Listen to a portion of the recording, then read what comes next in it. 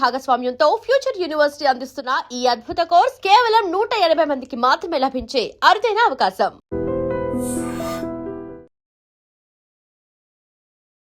నమస్తే రమ్మగారు. నమస్తే జయ. రమ్మగారు, దేవాలయాలు వాటి యొక్క స్థల పురాణం అన్నీ మాట్లాడుకుంటాం కదా, అట్లా ఏదైనా ఒక దేవాలయం గురించి చెప్పండి అండి. యాగంటి. అబ్బా, యాగంటి చాలా విశేషమైన క్షేత్రం. యాగంటి అనగానే బసవన్న గుర్తొస్తాడు.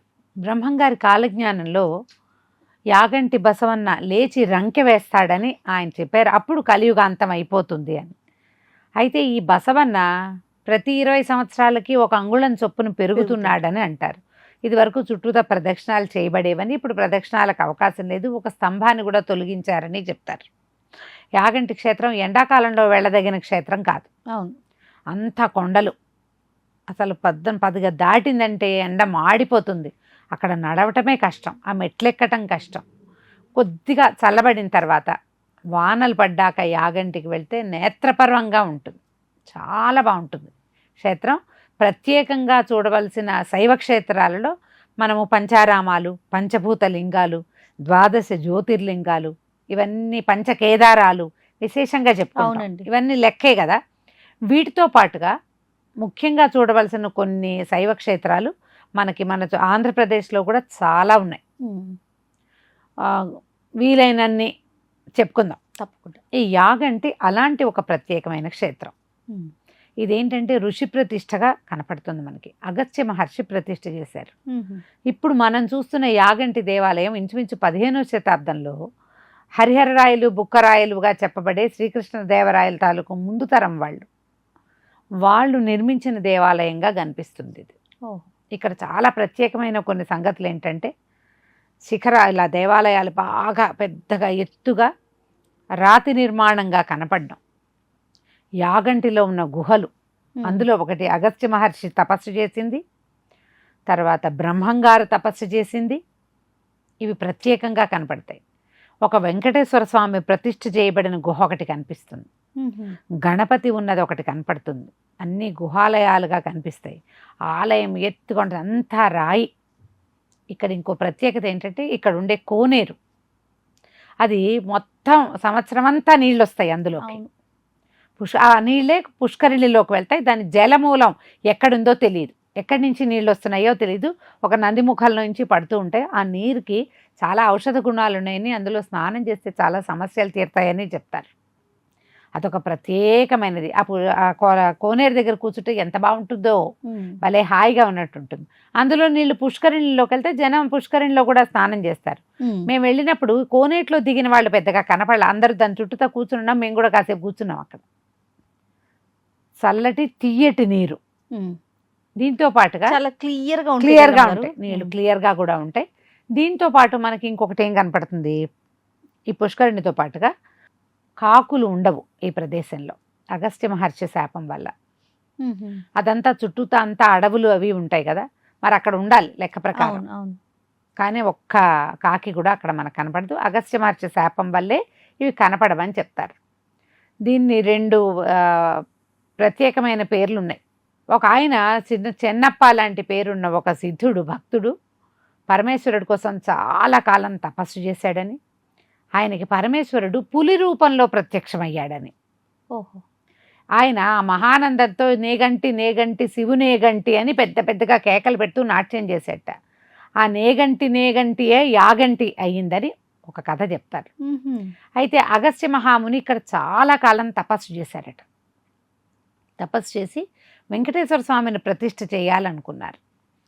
ఒక శిల్పితోటో మరి ఆయనే స్వయంగా చెక్కారని ఒక మాట అంటారు, కానీ ఒక శిల్పం చేయించారు. పెద్ద వెంకటేశ్వర స్వామి శిల్పం పెద్దది కనపడుతుంది మనకి. ఏమైంది, ఆ శిల్పం చెక్కిన తర్వాత కొద్దిగా దెబ్బతిన్నది. బొటన వేలు గోరు దగ్గర దెబ్బ తగిలిందట. ఈ దెబ్బ తగిలిన స్వామిని ప్రతిష్ఠ చేయడానికి వీల్లేదు.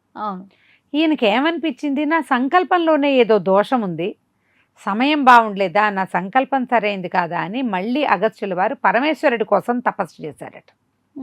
చేస్తే అప్పుడు పరమేశ్వరుడు ప్రత్యక్షమయ్యి లింగ ప్రతిష్ఠ చేయమని ఆజ్ఞించారు. అయితే ఈయన అగస్త్యుడు ఏమడిగాడట, ఉమాసమేతంగా ఉమామహేశ్వరుడుగా ఇక్కడ వెలవమని అగస్త్య మహర్షి అడిగితే పరమేశ్వరుడు అట్లాగేనని ఒక లింగాకారంలో ప్రత్యక్షమయ్యారు. పక్కనే అమ్మవారు కూడా ఉంటుంది. ఈ ఉమామహేశ్వర లింగము, ఈ నందీశ్వరుడు ఇద్దరు అద్భుతమైన విశేషమైన వాళ్ళు. ఉమా సమేతంగా ఉన్నాడు ఆయన అక్కడ పరమేశ్వరుడు. ఈ బయట ఉన్నటువంటి ఆయన ఎదురుగుండా కూర్చుని ఉన్నటువంటి నందీశ్వరుడు శిల పెరుగుతూ ఉంటుందట. శిలలు కొన్ని పెరుగుతాయి అక్కడ లోకంలో. అలాంటి ఒక శిలతో చేయబడిందో ఏమో తెలియదు, కానీ బ్రహ్మం గారు ఇక్కడ తపస్సు చేశారు. ఇప్పుడు అగస్త్య మహర్షి తపస్సు చేసి తను ప్రతిష్ఠ చేయదలుచుకున్న వెంకటేశ్వర గుహని అలాగే వదిలిపెట్టారు. అక్కడ వెంకటేశ్వర స్వామి కనపడతాడు. ఆ మెట్లు సులువు, ఎక్కేస్తాం. అగస్త్య మహర్షి బ్రహ్మం గారు తపస్సు చేసి కొంచెం ఎత్తు ఎక్కాలి, కష్టపడి. మెట్లు ఎక్కువ స్టీప్గా కనపడతాయి. అక్కడ కూడా ఒక శివలింగం కనిపిస్తుంది, ఉమామేశ్వర లింగం కాక అక్కడ కూడా ఉంటుంది. వాటికి కూడా వెళ్తారు. బ్రహ్మంగారి గుహ లోపలికి ఇప్పుడు పెద్దగా పోనీటల్లా. దాంట్లో నుంచి బనగానపల్లికి, తర్వాత రవ్వలకొండకి అటువైపుకి దారులు ఉన్నాయని చెప్తారు. ఆ గుహలో నుంచి ఉన్నాయట. బ్రహ్మంగారు కూడా ఇక్కడ తపస్సు చేశారు యాగంటిలో. ఆ గుహ కూడా కనిపిస్తుంది. చిన్నపిల్లలు కొంచెం యాక్టివ్గా ఉండి మెట్లు గిట్లు ఎక్కగలిగే వాళ్ళు, ఎండాబెడి పట్టించుకొని వాళ్ళు ఎక్కేసేసి అదొక చిన్న ట్రెక్కింగ్ లాంటి ఒక మంచి ఫీలింగ్ని కలగజేస్తుంది. నేనైతే వెంకటేశ్వర గుహకి ఎక్కా. రెండో అగస్త్య గుహకి నేను ఎక్కల, మా వాళ్ళు ఎక్కారు. కింద దండం పెట్టుకున్నాను, కిందే ఉండి. నా వల్ల కాదనిపించింది మెట్లు చూస్తే. ఇప్పుడు ఎంతసేపు అనిపిస్తా వాళ్ళు ఎక్కితే బాగుండేది అని. తిరుపతి ఎక్కుతున్నాం, మెట్లు ఎక్కుతున్నాంగా, అలాగే ఏదో ఎక్కుకుంటూ పోతుంది. అప్పుడు ఎండ కూడా ఎక్కిపోయింది, ఓపిక చాలలేదు. కానీ ఎక్కడానికి ఎంత బాగుంటుందో, ఆ పుష్కరిణి ఎంత క్లీన్గా క్లియర్గా చక్కగా ఉంటుందో, చాలా బాగుంటుంది. ఇది ఎక్కడికి దగ్గర? ఇది బ్రహ్మంగారి ప్రదేశంగా చెప్పబడే బనగానపల్లెకి దగ్గర. విశేషంగా కదా, అక్కడి నుంచి దగ్గరగా ఉంటుంది, రవ్వలకొండకి దగ్గర. ఆయన ఇక్కడ తపస్సు చేయటం వల్ల ఇక్కడ చాలా ప్రఖ్యాతమైన విషయాలు కూడా మనకి కనిపిస్తాయి. కొద్దిగా ఎండలు తగ్గాక, ఇప్పుడు 2 జ్యేష్ఠాలు వచ్చినాయి, ఆషాఢం వెళ్ళిపోతూనే చక్కగా హైదరాబాద్ నుంచి కూడా చాలా సింపుల్గానే వెళ్ళిపోవచ్చు. ఆంధ్రదేశం అన్ని పక్కల నుంచి కూడా చక్కగా వెళ్ళి రావచ్చు. మీ వీలు వెంబడి యాగంటి క్షేత్రాన్ని చూడండి. మీరు పంచారామాలు, పంచభూత లింగాలు, 12 జ్యోతిర్లింగాలు చూసేస్తే కనుక ఇంకా ఏం చూడాలి? శైవ క్షేత్రాలు అంటే ప్రఖ్యాతంగా రాసుకోగలిగినవి యాగంటి, మహానంది, ఇవన్నీ రాసుకోవాలి. మహానంది కూడా నవనందులు ఉన్నాయి మహానంది చుట్టుపక్కల. ఒక రోజు పెట్టుకుంటే పొద్దు నుంచి సాయంత్రాల వల్ల మొత్తం నందీశ్వర క్షేత్రాలన్నీ చూసేసేయచ్చు. అవకాశం ఉంటే ఓ రోజు కెమెరా పట్టుకెళ్ళి, మనం ఒక రోజులో కెమెరా అయితే అవదు, 2 రోజులైనా పెట్టుకుని మనం చేసుకోవచ్చు. తప్పకుండా నందీశ్వర క్షేత్రాలు చూడొచ్చు. అది చాలా మంచిది. వెదర్ కొంచెం కూల్ అయినాక, చల్లబడ్డాక వెళ్ళచ్చు. యాగంటిని కూడా అంతే. అయితే ఇక్కడ అగస్త్య మహర్షి తపస్సు చేయటం వల్ల ఇది ఒక తపోభూమిగా కనపడుతుంది. కాసేపైనా ఆ క్షేత్రంలో కళ్ళు మూసుకొని ధ్యానం చేయాలి. అదేదో ప్రకృతి పరిశీలన, ఇక దేవాలయ పరిశీలన, ఇక్కడ ఏముంది చూడడమే కాదు, మీలో ఏముందో చూసుకోవటానికి కూడా ఈ క్షేత్రం ఉపయోగపడుతుంది. తప్పకుండా కాసేపు అక్కడ ఉండి ఏదైనా చిన్న మంత్రోపదేశం ఉన్నవాళ్ళు లేదా గాయత్రి ఉపదేశం ఉన్నవాళ్ళు తప్పకుండా కొంచెం సేపు అయినా ధ్యానం చేసుకుంటూ జపం చేసుకోండి. మామూలు వాళ్ళు, మన బట్టి వాళ్ళు, మనకి ఏం లేదు కదా, ఒట్టి నమశివాయ చెప్పుకోవచ్చు కూర్చుని, అంతే కదా. మాట్లాడకుండా నిశ్శబ్దంగా కూర్చుని, ఈ ప్రాంతంలో ఒక మహర్షి తను కోరిన కోరిక ఏ రకంగా సిద్ధింపజేసుకోగలిగాడు. ఎందరో సిద్ధులు ఇక్కడ, యాగంటి క్షేత్రమే సిద్ధక్షేత్రం. అవును, సిద్ధిని పొందిన ఎందరో సిద్ధులు ఉండేవారట ఇక్కడ. గుహలు అన్నీ ప్రత్యేకంగా, ఎక్కడో చోట నిశ్శబ్దంగా కూర్చోటం, కాసేపు అందులో ఉన్నటువంటి ఆధ్యాత్మిక శక్తి లోపలికి, ఆ వలయంలోకి వెళ్ళారా ఒక్కసారి, మీ లోపల కొత్త దారులు తెరుచుకుంటే తప్పకుండా జీవితం సాగలేకపోతుంటుంది. అప్పుడప్పుడు ఎందుకు వచ్చిన జీవితం రా అనిపిస్తుంది. అలాంటప్పుడు కూడా యాగంటి లాంటి పుణ్యక్షేత్రాలు దర్శనం చేస్తే పరమార్థం మనకి తెలిసి వస్తుంది. మన జీవిత పరమార్థం ఏమిటి, ఎందుకు జీవించాలి, ఎందుకు జీవిస్తున్నాం, అవును, మనం ఏం చేయాలి, అది మనకి అర్థమవుతుంది. అలాంటి ఈ ప్రత్యేకమైన క్షేత్రమైనటువంటి యాగంటిని తప్పకుండా దర్శించండి. ఆ నందీశ్వరుడిని ముట్టుకునే అవకాశం ఇస్తే కనుక ఆయనకి తల అంచండి తప్పకుండా. నందీశ్వరుడికి చెవిలో చెప్పుకోవచ్చు మన కష్టాలు నిష్ఠూరాలు, ఆయనే శివుడికి చెప్తాడు. ముట్టుకున్నా కూడా చాలా సంతోషంగా ఉంటుంది. అది చూడాలి. అది ఎట్లా ఉంటుందంటే లేవడానికి సిద్ధంగా ఉన్నట్టుగా కనపడుతుంది, సజీవంగా కనిపిస్తుంది. ఎంత జీవకళ ఉట్టిపడుతూ ఉంటుందో ఆ రాతిలో. అవును. అవకాశం ఉన్న వాళ్ళు తప్పకుండా దర్శనం చేసుకోండి. అలానే రమ్మ గారు నమస్తే. నమస్తే జయ. And for more videos, Please subscribe to iDream. Please subscribe to iDream. Please subscribe iDream. And please subscribe to iDream. For more videos, subscribe to iDream. please like, share and subscribe to the channel. Congratulations, iDream. Subscribe to iDream. Subscribe to iDream. So subscribe to iDream Media. iDream ki iDream team andarki huge congratulations. Please subscribe iDream Media. Please subscribe to iDream. Subscribe iDream. Please subscribe to iDream.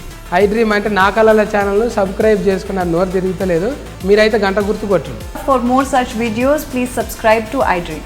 Subscribe to iDream. Please subscribe to iDream. Please subscribe iDream Media. Please do subscribe to iDream. Please subscribe to iDream Media. For best entertainment and information, please subscribe iDream. And don't forget to subscribe to iDream.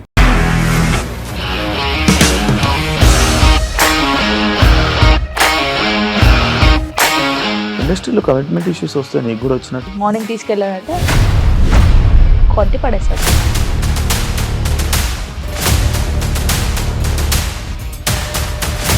ఒక్కళ్ళు కూడా చూడలేదు ఈ cinema అని చెప్పడానికి కూడా చాలా ధైర్యం కావాలి. అది నిజం కదా, దాంట్లో ధైర్యం ఏంటి? ఇది నెక్స్ట్ డే ప్లేట్ మార్చేస్తే తప్పు కదా. As of now, we are comfortable this అని నేను అనుకుంటున్నాను. రష్మిక గారిది మీది ఒకే ఊరంట కదా.